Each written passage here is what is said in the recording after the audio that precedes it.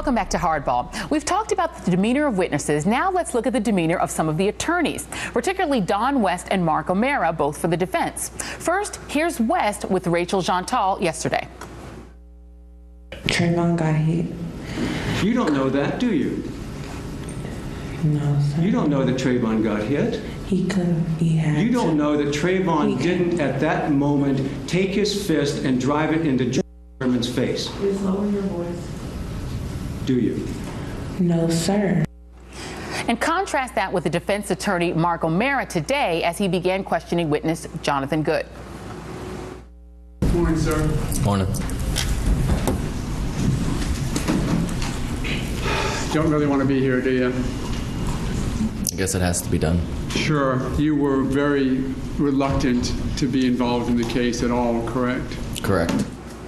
How does an attorney's demeanor affect not just how the jury sees the attorney, but more importantly, how the jury views the witnesses? We're back with Seema Iyer, Joseph Haynes Davis, Kendall, and Dana Swickle. And Dana, you talked about this a little bit before. Does it seem that the two defense attorneys, Don West and Mark O'Mara, are playing a little good cop, bad cop, or was this a question of witness we like, witness we're not so cool, we're not so keen on? Well, you know, I think that's possible. I think that Don West had a job. I think he tried to do what he could. Did he seem a little bit aggressive?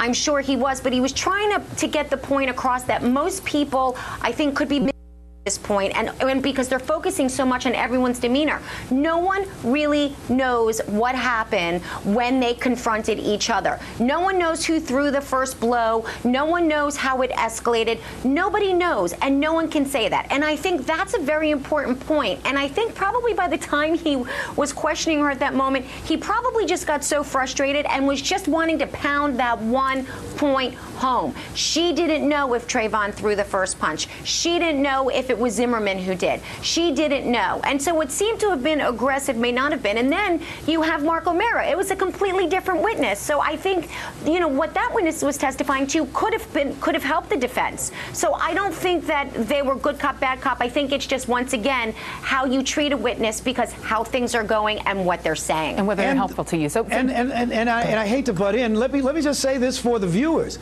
The fact of the matter is that witness was a defense witness. The young man, Mr. Well, he was called by the prosecution. He was called by the prosecution because the prosecution wanted to take the air out of a defense witness. But when on cross by Mr. O'Mara, because it's his witness from, you know, the fact of the matter is he's going to treat him differently. On the other hand, with my esteemed colleague, Mr. West, he has an ethical, professional duty to zealously advocate for the accused. That's the cornerstone of our Constitution. Now, would I have liked to see him be lighter with Ms. Jeantel? Of course I would, because I'm human like everybody else. But at the end of the day, we have the accused. The accused has to prove nothing. The prosecution has to prove everything, and he is entitled to a zealous defense, and that is indeed what he's getting. Well, you can see Don West may have been trying to do something else, too. We were just talking at the break about he asked Ms. Jeantel on the second day, on day 2 of her testimony, you seem a little different. Your demeanor seems different. What do you think was going on and there? Everybody wanted to know what was behind that question. I will tell you.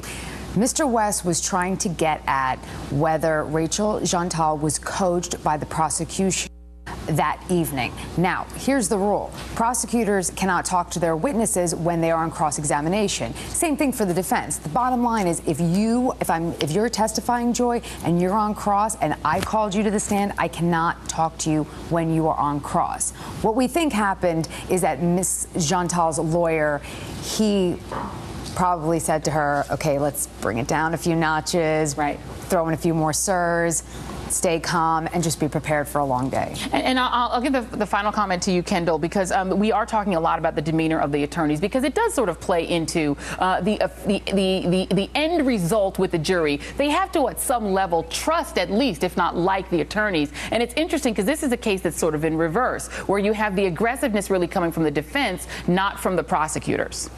Well, jurors don't have to love lawyers. They have to find that they're credible. And I think, frankly, all the lawyers in the courtroom are doing that so far. As lawyers, we all talk about the lawyers and are they being lovable and are they being clever or glib, but at the end of the day, this jury is trying desperately to get it right. This is in many ways the most important, certainly the most important, highly visible decision they'll ever make in their lives. So they're paying a lot more attention to the witnesses and trying to find out what really happened on that night. And Kendall, one other quick question to you about Rachel Jeantel and the way she was prepared by the prosecution. They interviewed her before. Bernie De La Rianda had interviewed her before. They knew she had limited English proficiency. Would it have been smarter for them to use an interpreter with her rather than allow her to go on the stand for those 2 long, excruciating days of testimony?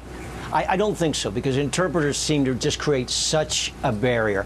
For better, for bitter, she came off as real. And I think ultimately on the essential points of her testimony, she was believable. Not sure where the jury is on her statement that it was Trayvon who said get off.